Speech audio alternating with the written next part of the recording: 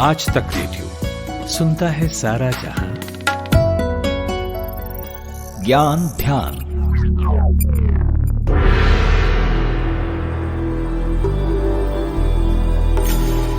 चीन से निकले कोरोना वायरस से पूरी दुनिया अभी जूझ ही रही थी कि अचानक एक और वायरस ने दस्तक दे दी है। कोरोना के बाद हांटा और G4 जैसे वायरस के बाद अब आया है SFTS वायरस। ये वायरस क्या है, कितना खतरनाक है, इसके बारे में वायरोलॉजिस्ट क्या बता रहे हैं, ये सब बताऊंगा मैं नितिन ठाकुर आज के ज्ञान ध्यान में।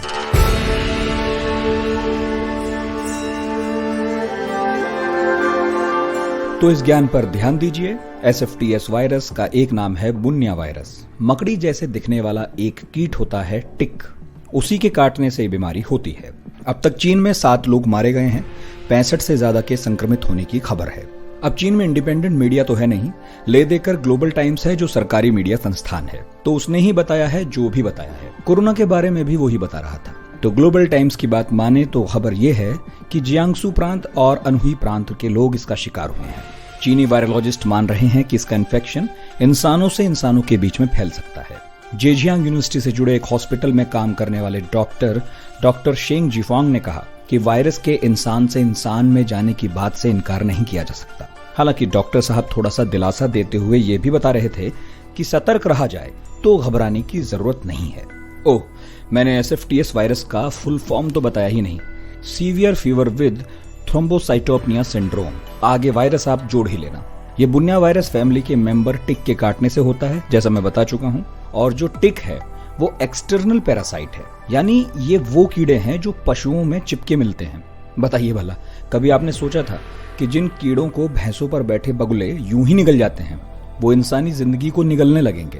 वैसे ग्लोबल टाइम्स की खबर में इसे नोवेल यानी नया वायरस बताया गया है, लेकिन ये नया नहीं है। चीन की ही एक रिसर्च टीम की स्टडी के मुताबिक इस वायरस की पहचान 2011 में हुबे और हेनान प्रांत के ग्रामीण इलाकों में हो चुकी है।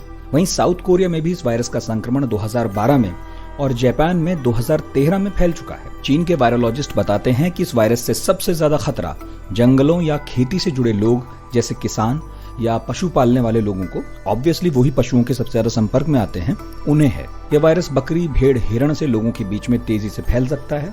अब सबसे कमाल और डेंजरस बात क्या है, वो ये है कि जानवरों को संक्रमित करने वाला ये वायरस कोई भी ऐसे लक्षण नहीं दिखाता जो SFTS से जुड़े हों। अब सवाल उठता यह है कि फिर इस वायरस की पहचान कैसे करें या इसके लक्षण क्या हैं? तो अगर इसके इंक्यूबेशन पीरियड की बात करूं तो ये 7 से 13 दिन का होता है। इससे संक्रमित होने वाले मरीजों में जो लक्षण देखे जाते हैं वो है उल्टियां होना, डायरिया होना, थकान होना, सिरदर्द होना, पेट दर्द होना। इस तरह की प्रॉब्लम्स हैं जो कोरोना में भी होती हैं। अगर फेर्टिलिटी रेट की बात करूं यानी मरने की आशंका, तो 12% से लेकर 30% तक लोग इससे मारे जाते हैं। अगर कोई उम्र दराज है यानी कि 50 साल से ज्यादा का है तो कोरोना की तरह ये वायरस खतरनाक हो जाता है, तब मौत के चांसेस 30% तक बढ़ जाते हैं। यह वायरस चीन के अलावा दूसरे देशों में पहुंचा है। इस मामले में भी कोरोना जैसा ही है। जापान, ताइवान, साउथ कोरिया में 2017 तक इसके 270 केस दर्ज हो चुके हैं। चीन में 2016 तक 2600 केस रिकॉर्ड किए गए थे।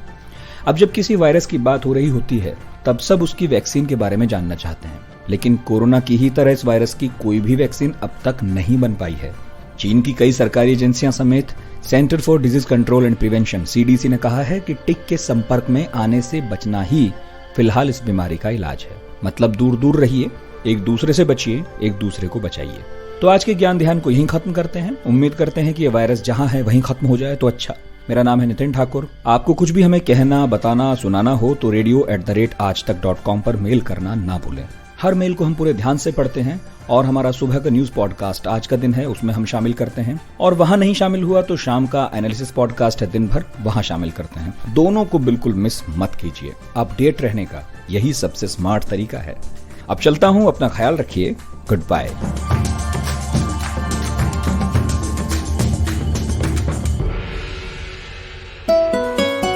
आज तक रेडियो सुनता है सारा जहां।